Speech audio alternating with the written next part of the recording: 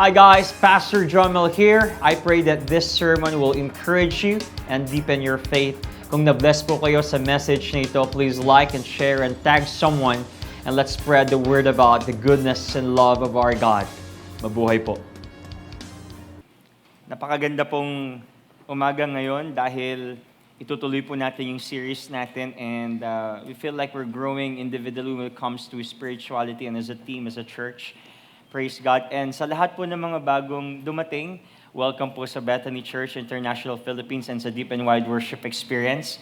At ginagawa po natin to every Sunday at 11 a.m. But if you feel na umattend po na mas maaga, we have 2 services for adults in the morning, 7 a.m. at saka 9 a.m. service. At ngayon po ay nandito kayo sa YA service, okay, Young Adult Service, because soon we will be having our Gen Z service and we're praying for that. At itutuloy po natin yung series natin called A Jesus-Shaped Life. We're talking about Jesus' nature and yung pong mga characteristics ng Panginoon. The first week we talked about was image of Christ, which is Imago Dei. So pag sinabi po natin Imago Dei, sa Latin, ibig sabihin po ng image of Christ, that we're created in His own image and likeness. And the second week po na pinag-usapan natin was Mens Christi, which is the mind of Christ.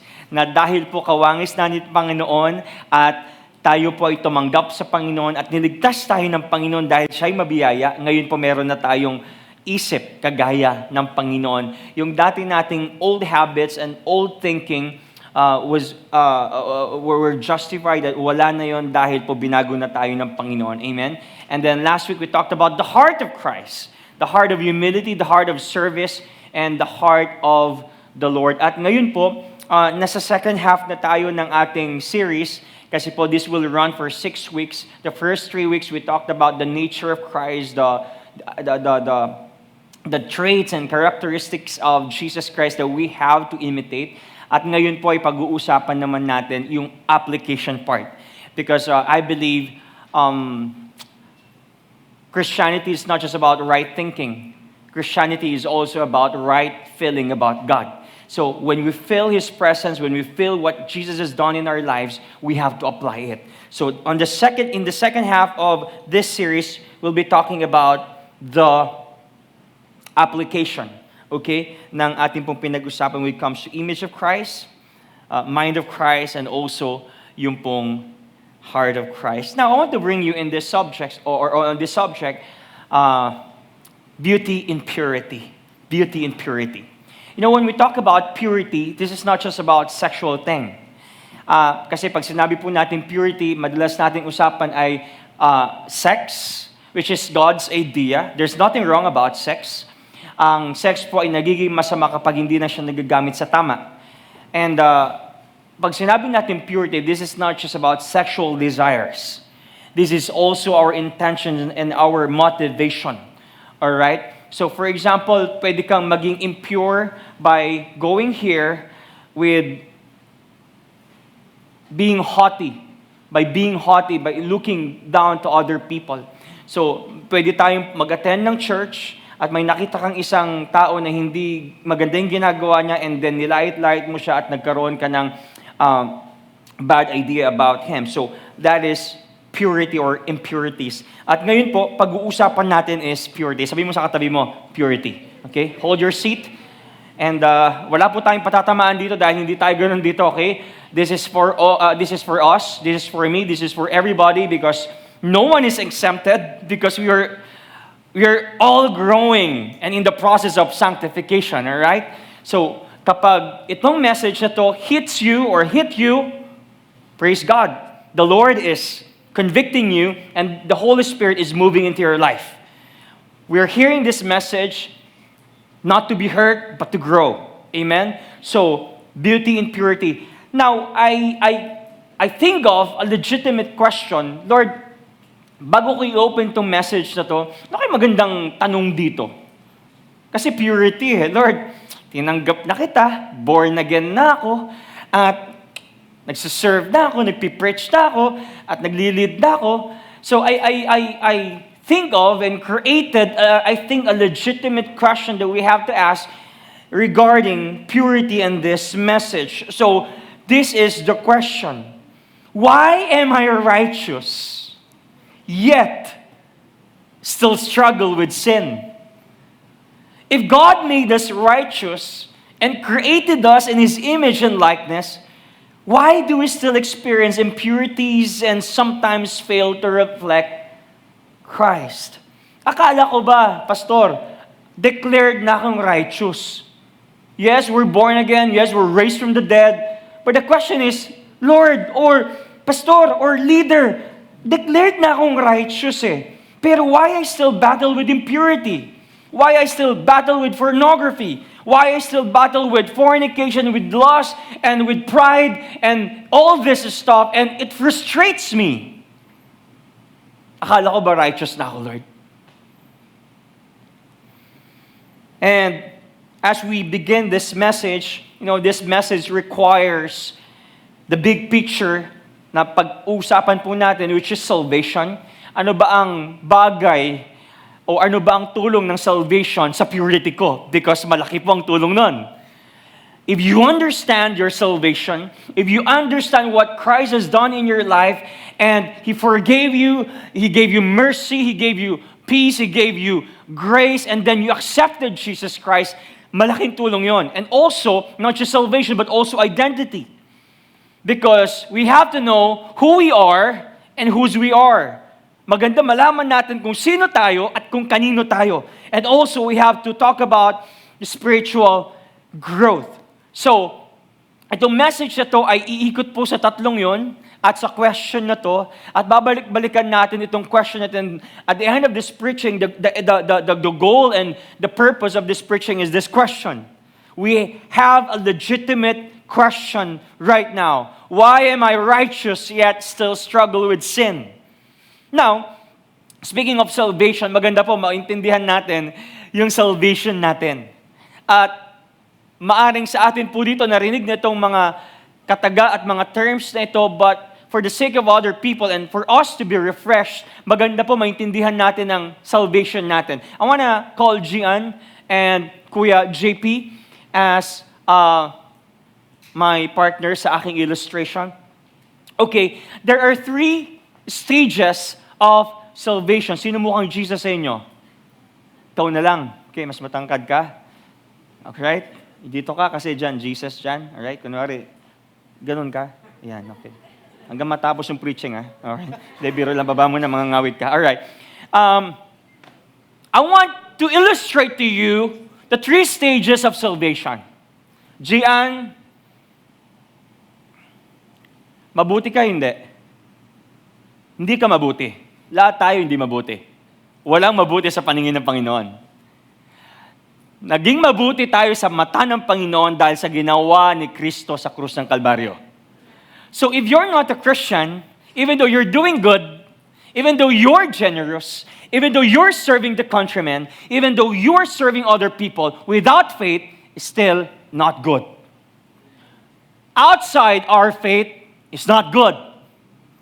So ang ginawa ng Panginoon, pinadala niya si Kristo at magkaroon tayo ng righteousness. Si Gian, hindi mabuting tao, kagaya ko. Alright? Kagaya nyo, kagaya nating lahat. Ngayon, Gian, dati ang buhay mo crooked. Dati ang buhay mo walang silbi. You're alienated, you don't have any purpose in life. Wala kang ginagawang mabuti. Alright? Kasi nga, you don't have faith. Pero, ang maganda dito dahil namatay si Jesus sa'yo, para sa'yo. Pinatawad ng kasalanan mo, binigyan ka niya ng kakayahan para maniwala sa Kanya at magkaroon ng faith. You are regenerated and you are chosen. Now, nung naniwala ka kay Jesus, okay, nagkaroon po ng tinatawag na justification. Next slide. Justification. Pag sinabi natin justification, this is instantaneous. Dati kang crooked, pero dahil gumalaw ang Holy Spirit sa'yo at pinili ka, nagkaroon ka ng kakayahan maniwala. Ngayon, nagkaroon ng 180 degrees na pagtalikod sa kasalanan. Kaya ngayon, ginustify ni Lord lahat ng kasalanan mo. Okay? So, nakikita ngayon ni ni Jesus, or ni God the Father ay si Jesus sa buhay mo.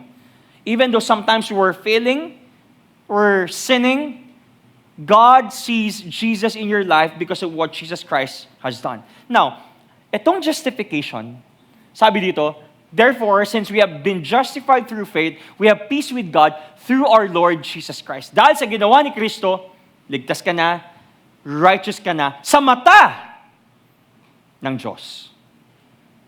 Pero ang tanong, sa mata ba ng tao, mabuti ka na? Hindi pa. So positionally, in the eyes of God, we're already good. We're already righteous. Pero, meron tayong tinatawag na sanctification. Second stage of salvation. This is sanctification. Pag sinabi po natin sanctification, nasa sanctify tayo, nag-grow tayo, nag-i-improve tayo. Yung dati, ang lakas magmumura, ngayon hindi na dahil nagmamahal ka na. Dati, ang lakas mong manigarilyo, sinisira mo yung katawan mo, nag-aadik-adik ka, lagi ka nanonood ng kung ano-ano at nagbabrowse ka ng kung ano-ano. Pero ngayon, dahil natutunan mo sa church at sa Bible, na tinuturo ng church, tinuro ng leader mo, tinuro ng D-group leader mo, ng fam coach mo, unti-unti nasa-sanctify ka. Now, bakit kailangan natin ma-sanctify? Kailangan po natin ma-sanctify kasi ang goal natin is maging Christ-like. Hindi maging katulad ng Diyos, okay? Kundi maging Christ-like. Kawangis, because we're created in His own image. Pag sinabi natin image, hindi yung mukha, hindi flesh and blood, but the traits, the nature that we're holy, righteous, and we're blessed and favored. Alright? So, tuwing nag-a-attend ka, nagbabasa ka ng Bible, nagpe-pray ka, you are being sanctified. Nagiging holy ka practically. Kaya pansin mo, Gian, dati ang tingin ng tao sa'yo, kolokoy ka. Tama? Wala kang patutunguhan, pero dahil practically you're being holy, because you're being sanctified, you know how to pray, you know how to read your Bible, you know how to fast, you know how to worship, you know how to give, and you were baptized, and then nakilala mo si Jesus Christ, unti-unti, kahit hindi mo i-defend yung sarili mo at i-post sa Facebook that I am a Christian at magsuot ka ng t-shirt na number 7 na nakalagay Team Jesus, they will see that you are a Christian dahil nasa-sanctify ka. Sabi dito, He who began a good work in you will carry it on to completion until the day of Christ Jesus. So, our salvation is not just momentarily. It is moving. It's a movement. Salvation is not just a moment, it is a movement. Kaya ako I doubt ang isang Kristiyano na nung tinanggap daw niya at sumabay daw sa prayer of acceptance at hindi nagpatuloy, I doubt kung ligtas siya because salvation is moving, improving, growing, maturing, deepening our faith by hearing and hearing the Word of God. That's salvation. Serving, loving, forgiving one another, encouraging one another. These are the aspects of salvation. So, habang lumalago ka, nagiging kawangis ka ng Panginoon. And then, until such time, darating ang Panginoon, bibigyan ka niya talaga ng perfect na katawan. At ang tawag po doon ay glorification. Ibig sabihin ng glorification, your body will be glorified. At wala ng presensya ng kasalanan. Wala ng COVID, wala ng migraine, may natawa dito, wala ng siraan, wala ng suntukan, wala ng mahuhuli sa ICC. Okay? Kundi pupunta na lang sa ICC, Emmanuel Christian Church. Okay? Anniversary nila, shout out Kuya CJ and Pastor June. So, you will be glorified. The Bible said in Colossians 3:4, when Christ, who is your life, appears, then you also will appear with Him in glory. So, on that day, you will no longer battle sin. You will never battle with impurities, with pornography, with those hurts, because you're already perfected and united with Christ in heaven. So there will be no presence of sin. Diyan lang kayo. Okay? Take note nyo na lang mamaya. Bigay ko yung note sa inyo. So to recap and summarize the 3 stages of salvation. Ano yung number 1? Number 2? Number 3? Okay. To give you a recap, yung justification, it removes the penalty of sin. Past, present, and future. And you are declared righteous. Kaya sabi mo sa katabi mo, righteous ka. Di ba? Mukha lang hindi. Iba kasi butas-butas yung damit mo. Okay. Number 2 is sanctification. Alright, sanctification means God removes the power and pleasure of sin. Dati talaga, ang sarap uminom. May pleasure talaga maglasing. Di ba, Kuya Jed? Hindi sa nangyari. Ano lang, nagmahanap lang ako ng kakampi. Okay. Yung pleasure mo talaga ng sin talaga, okay, ito, ano tayo, shot puno, talagang okay, okay ito. Nandun yung pleasure natin. But because you are being sanctified, ang pleasure mo na ay yung makilala si Kristo at paglingkuran at masambahin ng Panginoon. And glorification, this one removes the presence of sin. This is future, that we will be perfected in righteousness that will come to a point, wala na talagang kasalanan. Okay na kayo? Okay? Puna kayo? Sige. Palakpakan naman natin sila. Diba? Okay? Mas malaki ang points nyo sa langit. Okay? Amen. Now, nag-review tayo, nag-recap tayo. Now, if you accepted Jesus Christ in your life, sino dito? Siguraduhin natin, sino tinanggap ang Panginoon? Okay? Praise God, tinanggap na ang Panginoon. Now, if you are born again, if you are Christian, we are all here sa part ng sanctification. Okay? Ito ang ating location ngayon. Nasa sanctification tayo ngayon. Ngayon, babalik tayo din sa legitimate question natin. Why am I righteous, yet you still struggle with sin? Pastor, I was declared righteous by God. Sa mata ng Panginoon, okay na ako, righteous na ako, blameless ako, holy ako, chosen ako, but still I struggle with sin. Does it make sense? It makes sense. Now, para mag-make sense po sa atin dito, I want to show you 2 circles, but bago muna lalabas yung isa. Your spirit, okay? Yung spirit po natin, yun yung binuhay ni Kristo. We are made alive by Christ. Our mind was renewed, we're renewed, and then we longs the Lord. But of course, you have to be aware that you also have still flesh. Now, pag-usapan natin ng flesh. Okay? Pisilin mo nga yung katabi mo. Okay? Masakit, di ba?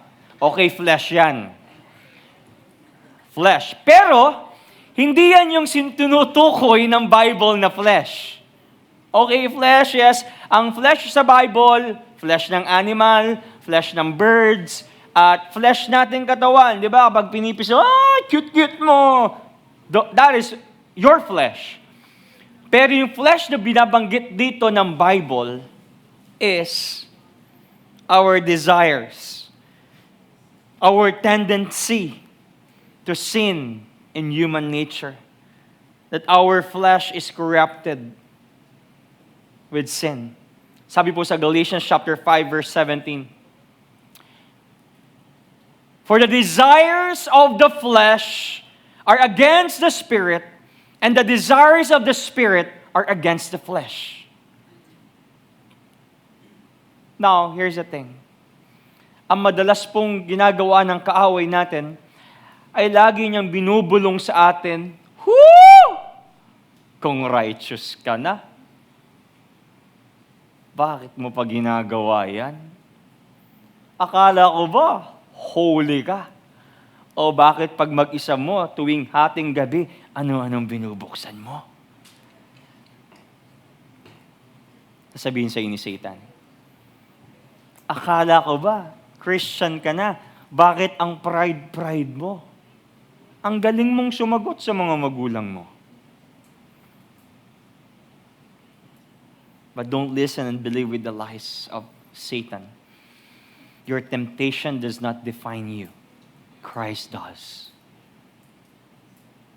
Now, gusto ko malaman po natin ito. Yes, may mga impurities tayo. Kasi nga nasa sanctification tayo. But remember this, impurities are part of God's refining process. We're all struggling with impurity. And it doesn't mean you're abandoned. But it means you're being refined. Alam nyo, napakagandang metaphor ito. Pag yung may mga nangangalakal, pag yung may mga nagmimina, kumukuha sila ng gold sa mga bundok or sa mga rivers, ang ginagawa nila is, nagbubungkal sila hanggang may makuha sila mga lupa. Huhugasan nila to. At alam nyo yung gagawin nila? Para maging puro at maging 24 karat, yung gold, kailangan dumaan sa furnace, kailangan dumaan sa fire. Now, nagkakaroon ng struggles para lumabas yung mga impurities natin. Because if you will never see and recognize na meron akong impurity, hindi ka gagaling. So somehow, sa atin dito bilang Kristiyano, uy, napagalitan na ako, bakit? Kasi maingay daw ako at ano-ano mga pinopost ko sa Facebook. Those are your impurities. And if someone will not tell you, hey, don't do that, you will never improve in life. So may mga impurities po sa buhay, and that's natural, so that we will be refined dahan-dahan. Why? Because we are still in the flesh. At yung spirit natin, kaya nga, the spirit is willing, but the flesh is weak, because we have desires, human desires, and flesh, or lust of the flesh, that pulls us para magkasala. But praise be to God, kaya natin labanan yun because your spirit is already renewed. 1 Peter 1:7, these trials will show you that your faith is genuine. It is being tested as fire tests and purifies gold. So God in His wisdom, sometimes He allows yung mga weaknesses po to surface, not to shame you, but to heal you. Like what I've said, unless you won't remove the dirt, you will never see the purity and pureness of the gold. Ngayon, speaking of desires, palalim na tayo ng palalim. Okay? Hindi naman masamang magka-desire. Nagiging masama ang desire when our desires control us. Doon nagiging kasalanan. At doon nagkakaroon ng lust of the flesh. There are 3 types of lust. Okay? I want to read this. 1 John chapter 2, verse 15 to 16. Do not love the world or the things in the world. If anyone loves the world, the love of the Father is not in him. For all that is in the world, the desires of the flesh and the desires of the eyes and pride of life is not from the Father, but is from the world. Yung desire ng mundo, yung desire ng flesh natin, yung desire ng secular things, ay hindi desire ng Panginoon. So kapag Kristiyano ka, hindi ka po pwedeng, okay, desire ko tong maggawin tong makamundong bagay nito, tapos magiging banal ako. Hindi pwede yun. Kung banal lang. Kung makamundo lang. Kaya kung babasahin yung Revelation chapter 3, ayaw ni Lord ng lukewarm Christian. I will spit you out from my mouth. Why? Because I don't like lukewarm Christians. If you're hot, then be hot. If you're cold, then be cold. We cannot mix this together. Parang gusto mo magkape, tapos parang gusto kong lagyan ng, okay, nag-order ka ng caramel macchiato, tapos pwede bang lagyan mo ng royal ito? Anong lasa nun? No. God is telling us, my desire is not to be worldly. Vice versa. So makita po natin dito may 3 klase ng lust of the flesh or lust. First lust is this, lust of the eyes. Itong lust of the eyes, it occurs when visual stimuli triggers or trigger. Like covetousness. Pansin nyo, pag pupunta kayo ng mall, ay covet, sana meron din ako nito.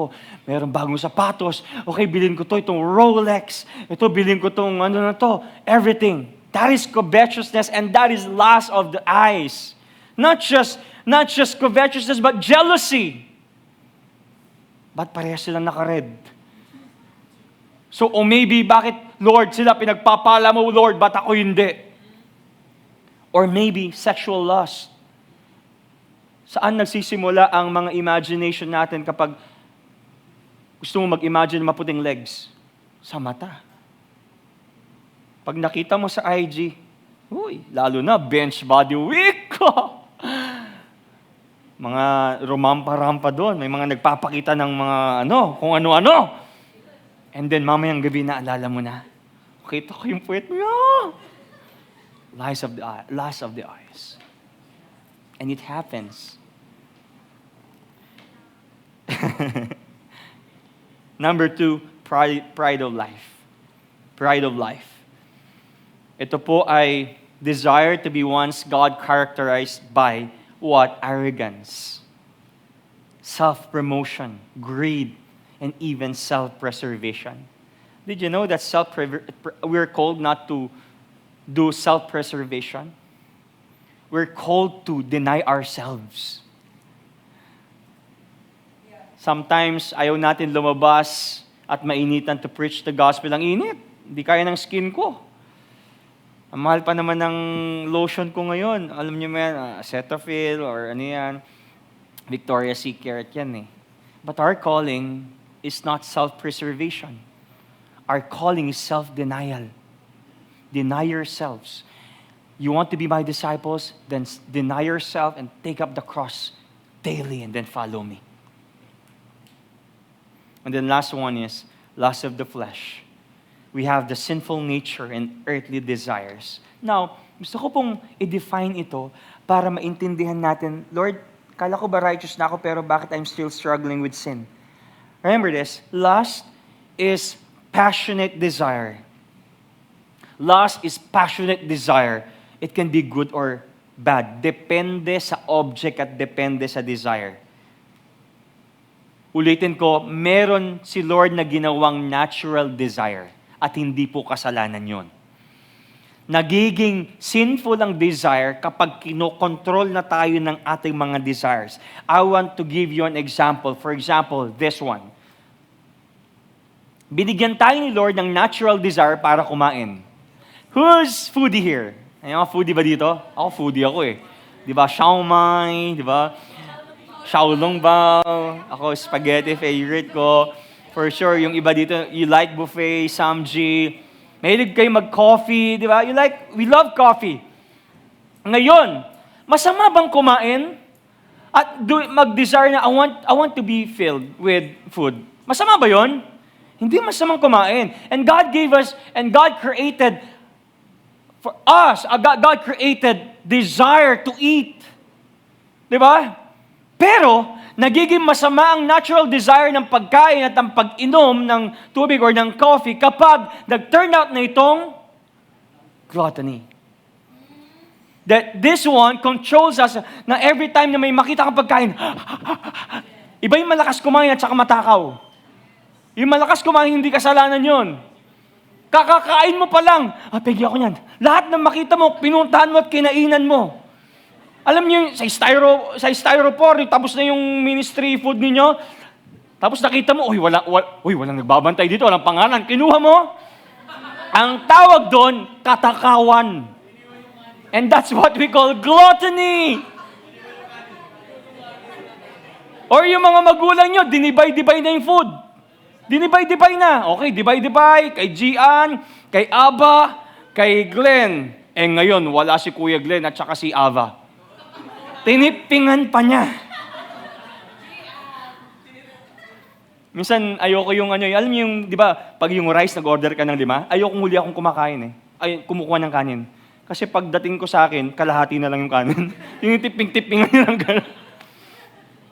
But really, Hindi masamang kumain, hindi masamang magkape, hindi masamang uminom ng tubig, okay? Pero nagiging masama kapag naging gluttony na siya. Next one, please. God gave us the desire for shelter and clothes. I have clothes. We have shelter, we have car, we have money, we have work. Hindi masama yun. Pero nagiging masama. Yung marami ka na, gusto mo, nakawan pa yung iba. Bilyonaryo ka na, bakit ninanakaw mo pa yung pera ng taong bayan? Wala akong pinaparinggan dito, sorry. Okay. Okay. Wala akong pinariringgan dito, okay? Baka makulong ako sa Emmanuel Christian Church, okay? Alright, wala akong pinaparinggan. But really, that's what we call greediness. Materialism and greediness. Alam mo yung, ang dami mo ng sapatos, tapos nanakawin mo pa yung, susuot mo pa yung sa kaibigan mo. Pera mo ko ba? Wala na akong sapatos, pero pag buklat mo ng aparador, karami. Materialism, greediness. Diyan, nadali si King David. May asawa na. Nakita niya yung si Bathsheba taking a bath. Sino nag-correct sa kanya? Si Nathan. Prophet Nathan. That's what we call greediness. Alam nyo, guys, ang tao, meron tinatawag na unending pursuit of happiness. For example, nag-start ako sa rank and file. Ibig sabihin, trabaho. Okay na ako dito. Pero mamaya-maya, gusto mo na naman ma-promote. Gusto mo maging supervisor. Mamaya-maya, magiging manager. Mamaya magiging assistant director. Maging director. Maging presidente. Tapos gusto mo pang mas maging mataas doon. Gusto mo na rin maging Diyos. Because man's heart is full of greediness. Number 3, sex and relationships. Nothing wrong about sex. I believe sex with conviction is one of, I think, the best pleasure and gifts with an S, okay, na binigay sa atin ng Panginoon. But ang relationship at ang sex, nagiging lust kapag nagagamit sa hindi pa tama. And if you believe that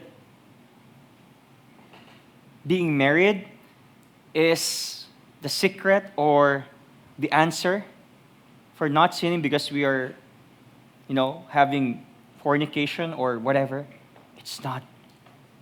It's not. I can tell you. Kasi pwede ka magpakasal, pero ibang iniisip mo. Pwede ka magpakasal, pero iba ang nasa puso mo. So actually, marriage is not the answer. Marriage is a responsibility and pinagpe-pray yan. Sometimes it becomes sexual perversion. Ano pa? Comfort and rest. Si Lord gusto niya magpahinga tayo. Si Lord nga, minodel niya yung pagpapahinga eh. On the 7th day, God rested. Not because He was tired, but He modeled rest. He wanted us to rest. Walang masamang mag-rest, walang masamang magbakasyon. Hindi masamang pumunta ng Thailand and Vietnam, Korea, Boracay, Paris, Diwata, Paris. So, hindi masama, pero nagiging loss ang pagpapahinga at ng rest when we prioritize ourselves over God's will. Amen. And even in our ministry, alam niyo po ba ang ministry natin, our desire, our natural desire, we must serve the Lord. Next, please. Next. Serve God and people. But nagiging sinful ang desire natin mag-serve kapag kinokontrol na natin ng mga tao. And also, meron tayong selfish ambition. Guys, sundin niyo ako para maging sikat ako. Glory to me. So as our application, mabilis lang po ito. two strategies. I just laid to you and defined the definition and terms.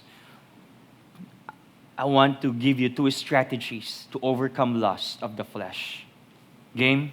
Game na tayo. Number one is we have to ignore tempting thoughts immediately. We have to ignore tempting thoughts immediately. Alam nyo guys, ang battle natin ngayon nasa mind. So, when you think of those thoughts, lustful thoughts, you have to ignore it right away. Why? Because hesitation opens door to temptation. Pag nag-hesitate tayo, madalas doon tayo nahuhulog. Di ba? Pansinin mo. Pag nag-hesitate, pare, shot muna tayo! Magsha-shot ba ako? O hindi? Maaring 50-50 yun eh. 50% mahuhulog ka, 50% hindi. When you hesitate, it opens the door of temptation.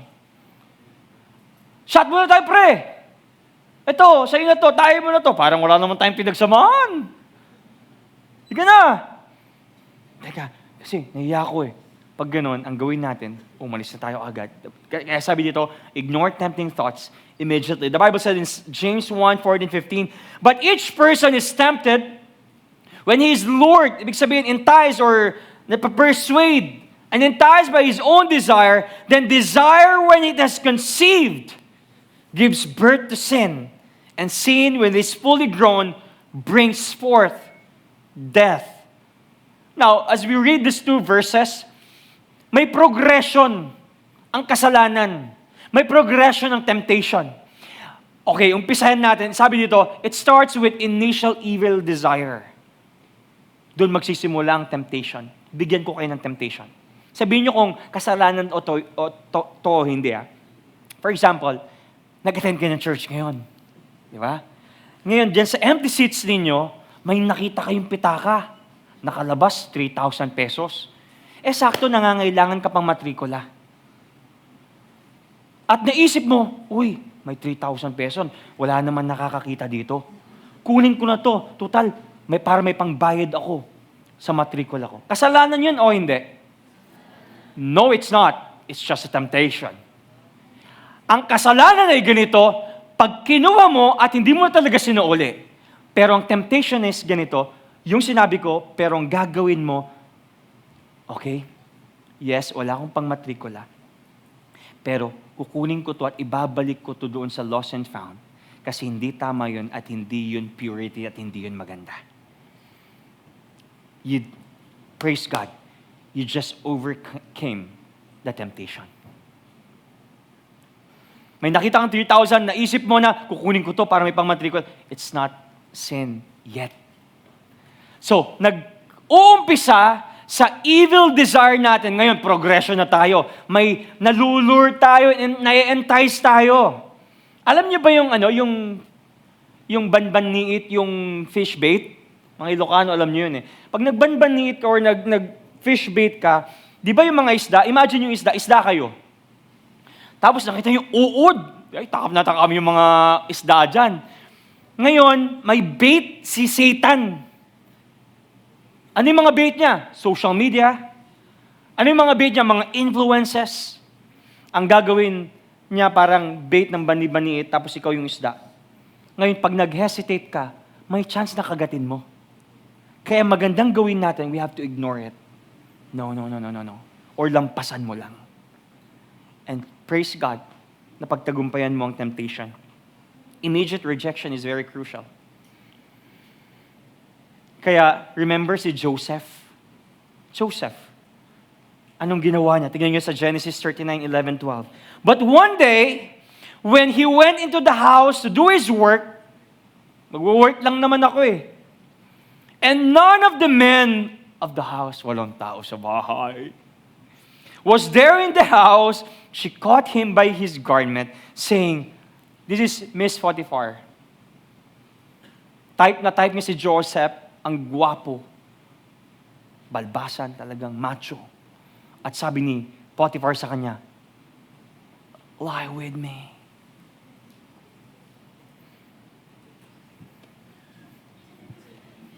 Imagine the scenario. But he left his garment in her hand and fled and got out of the house. Si Joseph, pinatulan niya hindi? Yes, hindi. At hindi siya nakipag-deal. Oh, sige sa atin lang to, pero gagawin ko, pero kung sasabihin kay boss, walang negotiation. What Joseph did, he fled and got out of the house. 2 Timothy 2:2. 2:2. So flee youthful passions and pursue righteousness instead of flirting with passions. Flee from youthful passions. James 1:14-15. But each person is tempted. Look at this. When he is lured and enticed by his own desire, then desire, when it has conceived, gives birth to sin. And sin, when it is fully grown, brings forth death. So third is desire formation. Kapag buo na yung loob mo, yung desire mo, na-form yan kakagatin ko ba o hindi? Pag nabuo na, then there you go. Fourth, it gives birth to sin. You act on it. Sige na nga, minsan lang naman ito. Wala naman nakakakita. Then it gives birth to sin. Ang temptation hindi kasalanan because even Jesus was tempted. Ang temptation nagiging kasalanan kapag nahulog ka doon sa bait. And then, the sad part here, fifth, is death. There are different types of death. Spiritual death, emotional and relational death, physical death, and eternal death. Kaya alam niyo po, madalas, nalalayo ang loob natin sa Panginoon because of sin. Minsan napipigilan ka mag-preach, napipigilan ka mag-serve, napipigilan tayong kumanta, napipigilan tayong makipag-socialize, napipigilan tayong gawin yung purpose natin because of sin. Nag-conceive na yung habit of sin. Hindi na lang siya nagbuntis, kundi nanganak na, and it led you to death. But the good news is that Jesus defeated death. Jesus defeated death. John 11:25-26, I am the resurrection and the life. Whoever believes in me, praise God, though he die, yet shall he live, and everyone who lives and believes in me shall never die. Our spirit were renewed, and you will never go to eternal death, and in hell, you were saved from eternal damnation. Praise be to God. Dating patay, ngayon ikay binuhay dahil sa ginawa ni Kristo. So, immediately ignore those tempting thoughts. And then number 2, let me end this message. Can I call Gian? Imagine this. Imagine the cause of God's beauty. Ang ganda nito. Imagine the cause of God's beauty. Can you imagine with me for a moment? Okay? Can you imagine with me for a moment? Imagine nyo po, ipikit ako para ma-imagine ko rin. Imagine nyo po, nasa bahay kayo, mag-isa ninyo, nasa isang room kayo, ang lamig, ang lakas ng internet, ang laki ng TV mo, madilim, napaka-dim ng lights, napaka-cozy habang umiinom ka ng kape. Imagine that. Mag-isa mo lang sa kwarto mo. And then you felt a strong desire. I have needs.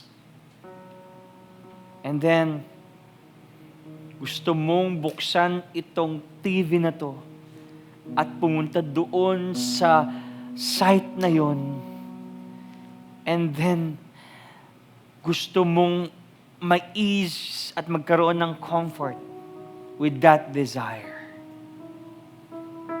and you don't have any motivation, you don't have any belief na pag ginawa mo yon, I will be impure and this is not God's will for me,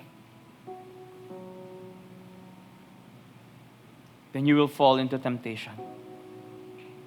But, baligtarin natin, mga kapatid. That scenario, for example, JP, ikaw yung nasa room na yon. Tapos drinag ng ISIS yung pamilya mo. At sasabihin ng ISIS sa'yo, JP, kapag binuksan mo yung site na yan, kapag tinuloy mo yung lust of the flesh na yan, I will slit the neck of your family. Would you still open it? Or maybe, bibigyan kita ng 1 billion pesos, tax-free, right away, cash. Pag hindi mo binuksan yung site na yan at pinatulan yung lust na yan.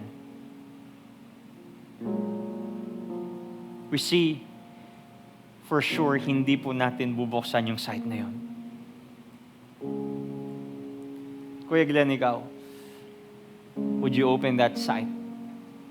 Kapag sasabihin ng ISIS sa'yo, gigilitan ko ng leeg si mama mo kapag binuksan mo yan.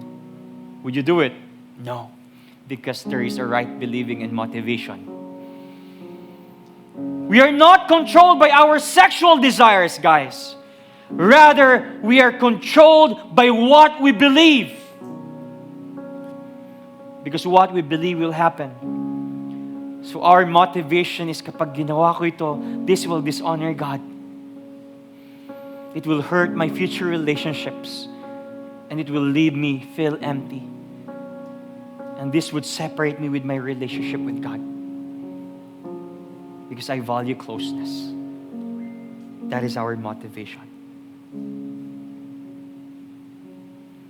So we need self-control. We need self-control. Ang nire-refer ko pong self-control dito is not self-control from the world or yung mga Stoics. Kasi ang self-control ay nagmula, umpisa sa mga Stoics. Naniniwala sila na para magkaroon ng self-control is dapat magkaroon ng self-discipline para magkaroon ng peace. But I don't think so. I doubt if you can continue at makakapag-produce ka ng self-control dahil ang self-control ay pinuproduce ng Holy Spirit. The one who produces the self-control is the Holy Spirit. It says here in Galatians 5:22-23, but the fruit of the Spirit is self-control. The Holy Spirit produces self-control. Kaya every time po na matetempt tayo, recognize the power of the Holy Spirit. Holy Spirit, I cannot do this on my own. Please, produce and give me self-control, Holy Spirit. Did you know that self-control leads to greater freedom? It does not make you anxious every time you commit sin. Alam niyo mga kapatid, pag meron kang self-control, mas nagkakaroon tayo ng freedom. Alam niyo kung bakit? Kasi hindi mo na kailangan itago yung mga kasalanan kasi you're already free. You don't have to look always at your shoulder kung meron tao sa likod mo, kung meron nakakakita sa'yo, because you are already free. And the one who produces that is the Holy Spirit. In our decision making, to have a healthier relationships. And the good thing here is that it leads us to see the beauty of Christ that is satisfying. Been there, done that. Every time I do this thing, there is a sense of emptiness. God, bakit? Yes, momentarily, I was satisfied, but yung satisfaction for long term, hindi ko nararanasan. But when we choose purity, when we choose pure heart, it leads us to a better satisfaction, which is Christ. It says here, Matthew 5:8, blessed are the pure in heart, for they shall see God. Purity of hearts leads us to the beauty of God. So every time, Lord, I don't want to fall into temptation. I choose purity. And all these sexual desires and sexual perversions, Lord, I removed it. I will ignore them. I will choose purity so that I will see your glory. I can serve you without anxiety. And that leads you to see God. You know, the satisfying beauty of Christ can be lost, to lost or enjoyed forever with a pure heart. Alam niyo po, napipigilan kasi yung pagkita natin sa Panginoon kasi masyado tayong nakafocus sa beauty ng mga makamundong bagay. That instead of seeing Jesus, you are seeing the lust of the world. So you're not seeing God. And going back to ISIS and 1 billion pesos. Did you know that stakes can be higher than this? Dahil ang usapan dito ay yung mukha ng Panginoon. Dahil yung mukha ng Panginoon is priceless. That when you see the glory of God, when you see His face, when you see His glorious, majestic power and nature and traits, that satisfies us. David said in Psalm 27:8, my heart says of you, seek His face. Your face, Lord, I will seek. This is a strong metaphor. Sinasabi ni David, Lord, I want to see your face. Not literally, but I long your presence. I want to see you. I want to see your glory. I want to see your power. And if you have problems and struggling with nudity and sexuality and pornography and lust, always remember this. Fight nudity in your mind with Christ's misery on the cross. You know, when we talk about nudity, it is a picture in our mind that is not pure. But can you just bow your heads right now? Just bow your heads and close your eyes. When you imagine and picture nudity, you see impurities. But Lord, how can I battle? How can I defeat with this battle of impurities in my mind, in my imagination? Just imagine the misery of Christ on the cross. That every time you do such a thing, God is telling you, son, I love you. Son, I love you.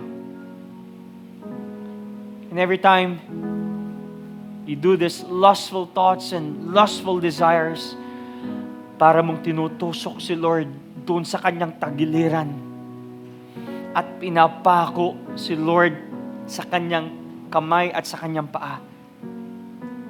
Jesus says and tells you, son, daughter, I died on the cross for you to be pure. And when you think of those instances that God sent Jesus for me so that I will be pure, then you can fight and defeat that struggle of sin with lust, those impurities. So every time you have that desire, you have that eagerness and passion, think of what Christ has done in your life. You no longer live. I no longer live doon sa old ways ko. But I live in Christ. So every time you are struggling with that scenario and sin, Lord, I pray. Give me purity. And it says here in Psalm 19:14, and this can be your prayer. May the words of my mouth and the meditation of my heart be pleasing to you, O Lord, my rock and my redeemer. Can I invite everybody to please rise?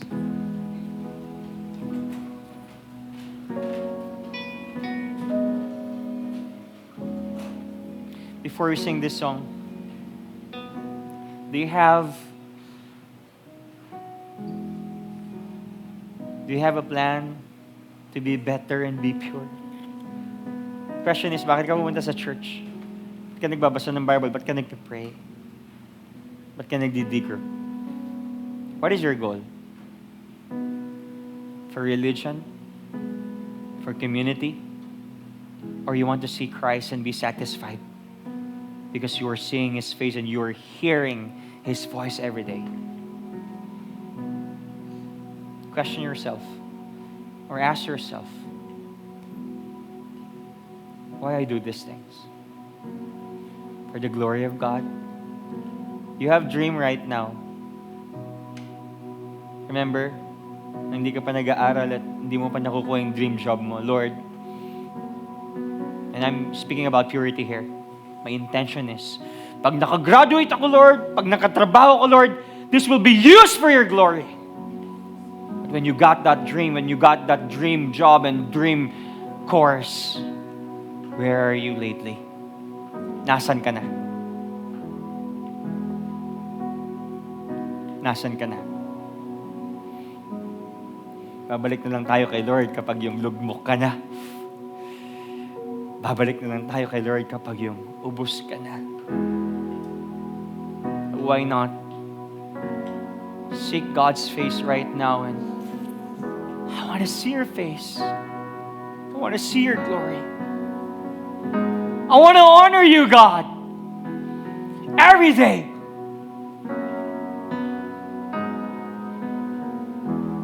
Every time I commit the sin, this makes me anxious.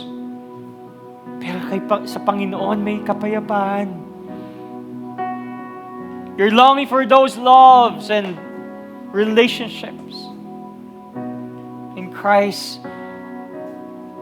your relationship with Him can satisfy you.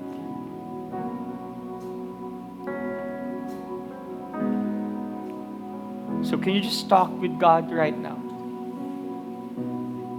What is your motivation of being in that job, in that workplace, in that university? What is your motivation? Para yumaman? At sasabihin ko sa kanila, eto na ako ngayon. What an impure motivation. I want to buy this stuff. I want to buy a house. I want to buy cars. So that people would see, well, successful ako. What an impure motivation. I want to succeed in life. I want to have this title. I want to be a doctor. I want to have PhD. I want to have master's degree. For what? So that people will recognize your quote and unquote effort. What an impure motivation. But right now, what is your motivation? Lord, I just want to seek your face. Bless my heart with purity. Bless my heart. Bless my heart. I want to see God. I want to see you every day. I want to hear your voice. And that makes me satisfied. That makes me fulfilled and whole. And you see the richness of His glory. And you see the richness of His word. What is your motivation? Come on. These words,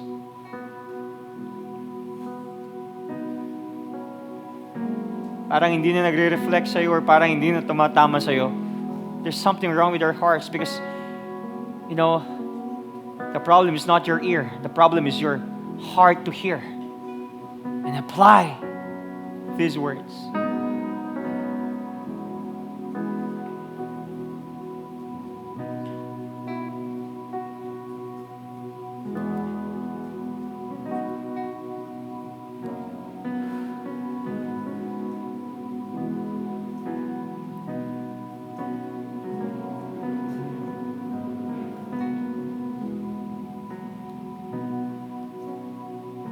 So sing this song all together. No longer I who live, but Christ in me. For I've been born again. My heart is free. The hope of heaven before me. The grave behind. Hallelujah. You brought me back to life. No longer I who live, but Christ in me. For I've been born again. My heart is free. The hope of heaven before me. The grave behind. Hallelujah. You brought me back to life. No longer I who live, but Christ in me. For I've been born again. My heart is free. The hope of heaven before me.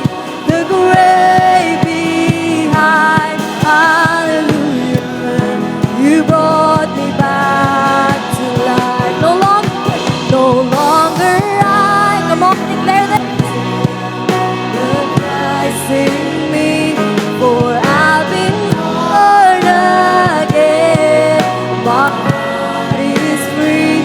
The hope of heaven before me. The grave behind. Hallelujah. You brought me back to life.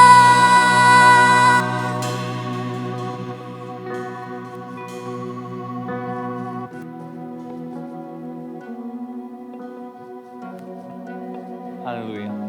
Can you grab a partner before we end this service?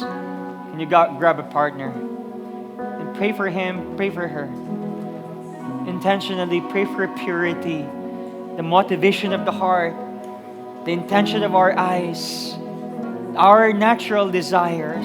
Come on, pray for them.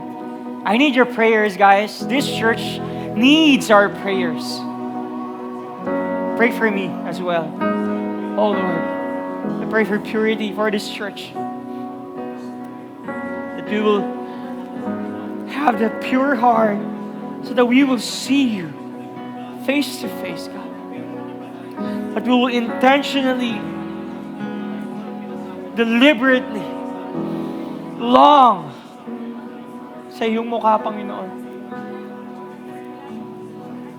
Oh God. In Jesus' name. Come on, declare. Declare something. Change. Change is coming.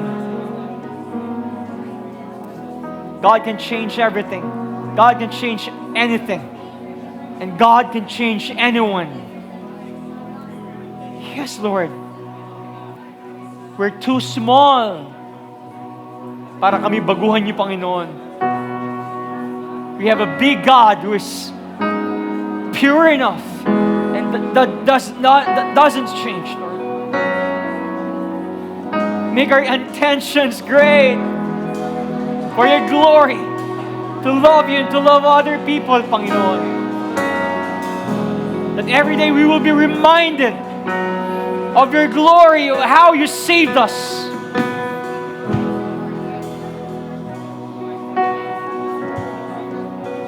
Oh Lord.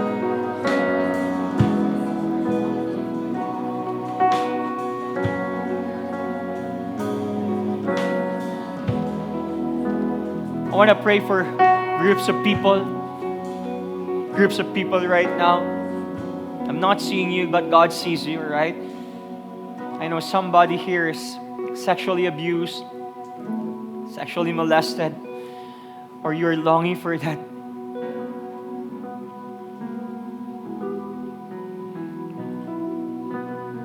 For that hope and that wholeness. And let me tell you this, there is sexual healing. That God can heal you spiritually in your soul. Your emotions can be healed. I want to pray for you, Father.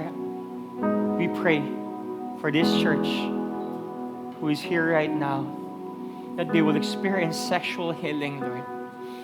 That they will know our identity. They will know their identity in Christ. That their standing is in Jesus. That you see them righteously, Lord. You see them with love. And Lord, you see them with great joy. Dahil si Kristo na pong nakikita niyo, Panginoon. And I pray, God, for healing. If our hearts are broken, Lord, fix it and make it whole again. In Jesus' name. Second group of people I want to pray. Meron po ba dito may pride pa rin sa puso nila na hindi ko matanggap yung word ni Lord? Hindi ako excited sa word ni Lord. I still have this attitude of being haughty. Can I pray for you, Lord? Teach us how to be humble. Because you said in your word, Lord, ang mga nagpapakababa ay tinataas you, Lord. And I pray, God, that the core is Christi, the heart of Christ will be upon us. That, Lord, every day, we will learn how to worship you. Follow and obey your word. Hindi kami magmamatigas, Lord. We want to grow. In Jesus' name. In Jesus' name.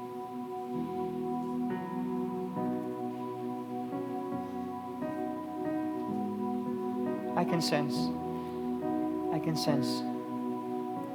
some of you here are still in pain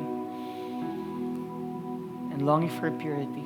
But can you just accept God's word and healing right now? I don't know you, but God knows you. He restores the broken hearts, brokenhearted. He restores the soul, our minds. If you're confused with your identity right now, remember this, that your identity is in Christ. You have His nature. You have His joy. You have His deliverance. In Jesus' name.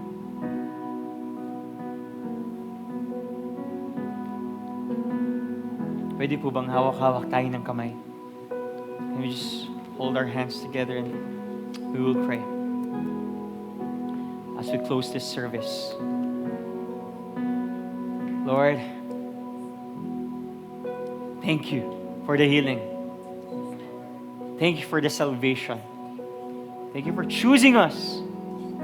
Thank you for the joy and the happiness and peace of mind, Lord. Na meron kami ngayon, natamo namin ito because of you. And we honor you. We revere you. We respect you. We submit to you. We obey you by all means. So Lord, help us to be pure in our ways, be pure in our words, in our actions, in our thoughts. At Panginoon, bless niyo po ang bawat isa dito na kami po ay mamumuhay kagaya ni Kristo, parang si Kristo. So Lord, bless every heart, bless every life, mind, and even our desires. Bless niyo po, Panginoon. Salamat po. Salamat po. Salamat po, Panginoon. This is our prayer. Everybody would say, Amen and amen and amen, amen.